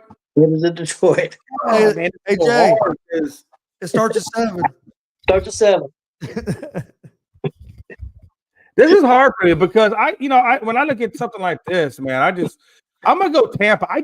Baker's crazy. I'm gonna roll with Baker. I'm still gonna ride with Baker. I think Tampa, man, just the way Tampa's playing and the culture and everything that's going on over there. I'm gonna ride with, and I think this will be the upset because I think Detroit is probably the favorite in this. Probably, but I don't think a big favorite. But yeah, it's a toss-up. I mean, I can see Tampa Bay winning this game, but Detroit's got to get this. I mean, I think they're a really good team, and I think they're a better team than what they're playing right now. Chris, your thoughts on this game? Detroit's a 6.5 point favorite at home. Oh, really? I thought it was 3 or 4. I like the Lions in this game. With Tampa, you don't have Ibuka. You may not have Evans. Did they change? And you don't have. I had a question because right before we went on earlier, they said, and they could have changed it. They said Evans might play, and they said Ibuka might play. This was Well, that's what I'm saying. I know that earlier they were both questionable. Yeah. And as of yet, I know they didn't. I think it was a better chance of Evans playing than Ibuka, but they said Ibuka was going to try to play. But yeah, how healthy are them two going to be? Yeah, Will they be able to play the whole game? Yeah. In Detroit didn't play good last week against Kansas City. That was also against the Chiefs. I think Detroit bounces back and plays a lot better this week. We saw them do that last time they lost the game. They lost the first game of the year to the Green Bay. Didn't look good. Everybody gave up on the Lions, and they came out for 3 weeks and just was destroying people. Looked more like the Lions again. Then they lost to the Chiefs. Tampa to win all their games, they basically have had to come back at the end. I don't know how long you can stay hot enough to depend on making comebacks every week. I think they're a good team, but I think the Lions are a little bit better. But 6.5. Yeah. I can see this maybe being a field goal game. So you can maybe take Tampa if you're going on the spread, if you want the points with the 6.5 points. But I think Detroit wins this game. Yeah, that's the thing, man. The more that I didn't realize the amount of injuries that Tampa's dealing with. I gotta tell you, because right now, obviously, Bucky Irvin's out. Mike Evans is questionable. He might or might not. Ibuka is questionable. Godwin's out. I mean, that's a lot. That is a lot to have not on your team to go up against. I'm gonna change. Can I change? I gotta change. I gotta go with Detroit on this. And I just if they didn't have, and I hate to do that. I apologize. I just didn't realize the extent of their injuries. For some reason. I guess they're not on my fantasy team, so I guess I don't pay attention like I should. But there's no way. I mean, if you don't have Godwin, if you don't have Evans, and Ibuka, and Irving, you can't win without that. Not against a team like Detroit. You might be able to pull that off against, Panthers or Saints or whatever, but you can't go up against Detroit and play with that lack of power. At Detroit too. That's too much. That's too much. I will say this: if Evans plays and if Ibuka plays, then I'm going to stick with my pick of Tampa. But if those two guys aren't out there, then it's Detroit all the way. So if I was betting on this game, I would pay really close attention to that injury report before you place your bet. That may be one reason it's 6.5, because I thought it'd be closer than that, and it may be because of the injuries why they're giving Detroit a little bit more point wins. Okay, guys, let's go to the 10 o'clock game. We have Houston at Seattle. I don't mean to cut you off, Tony, real quick, but I do have to get out of here. I got a 3 o'clock therapist appointment. They want to talk about my issues. And I've got lots of them after having talking to you guys. No, I'm kidding. So I'm going to beat feet out here, but I will catch you guys tomorrow on the show, and we'll see what all comes through. Make sure, I just got one thing to say. Just make sure you catch me and Gonzo tonight on the recap show at 9 Eastern or not 10 Eastern, 9 Central. Just catch us there. Okay. And make sure you give us a subscribe. Okay. All right, Tony. Mr. Pay attention. Again, Chris, I know you've heard me, but I'm going to say it one more time. Houston, 10 p.m. tonight against Seattle, at Seattle. Who you like in this one? Is that game in Houston? No, it's in Seattle, man. Oh Lord. I like Seattle this game. Seattle, to me, is a top 5 team in the NFC. Could be. I like the way they've been looking. Their defense is good. And Houston, I just don't think Houston offensively is going to be able to score enough points against that defense to keep up. Sam Darnold's playing almost at an MVP level again, just like he did last year in Minnesota. Yeah. I think Seattle's solid on both sides of the ball, so I'm going to go Seahawks here. Yeah, I agree with you. I think Seattle also. I think Seattle wins this game. Real quick before we get out of here, Chris, who you picked? Seattle? Did you pick Seattle or Toronto for the baseball game tonight? Seattle. Seattle? Man, I really didn't pick. Let me ask you this. Who do you think would have the best chance against the Dodgers? If anybody's got a chance against the Dodgers. I would say I give Seattle the edge against the Dodgers because I think Seattle has the better pitching staff. Would be the only reason if you could maybe somehow slow that Dodger offense down some. But the way the Dodgers are pitching right now, I don't know if anybody can beat them. And before we get out of here, what'd you think about the performance of Ohtani the other night? 3 home runs and 6.5 innings of pitching shutout. Dude's been not terrible, but hasn't been very good in most of the playoffs. And then has probably the best game ever in the playoffs in that game. Like just take the pitching out of it. Just the 3 home runs in one game is remarkable. And then you add the pitching to it. Like, so think about this, Chris. The Dodgers have lost 1 game in the playoffs. And at one point, Ohtani was 1 for 21 or whatever hitting. And they were still only lost 1 game in the playoffs. That's what I said. He went from having a terrible playoffs to having one of the best games ever in a playoff. So it was crazy. Yeah, it was. And our guy Eugenio Suarez got that big grand slam the other night for the Seattle to win, come back and win that game. I think they're going to need somebody to step up tonight if they want to move on. I think Cal Raleigh and Suarez both are going to have homers tonight. And I think Seattle wins. I think they got to get the Bieber early. But they're not going to mess around. Both teams ain't going to mess around. The guy gets in trouble, they're going to. Oh yeah, we may see a lot of pitchers. We'll see. Well, Chris, that's all I've got. Ready to get out of here. Yep. All right. Well, we appreciate everybody watching, and we'll be back tomorrow right around 2 o'clock. Join us tonight, 6:30 Eastern for GWR Gonzo's Wrestling Room. Join us for that tonight, and we will see you guys tomorrow. And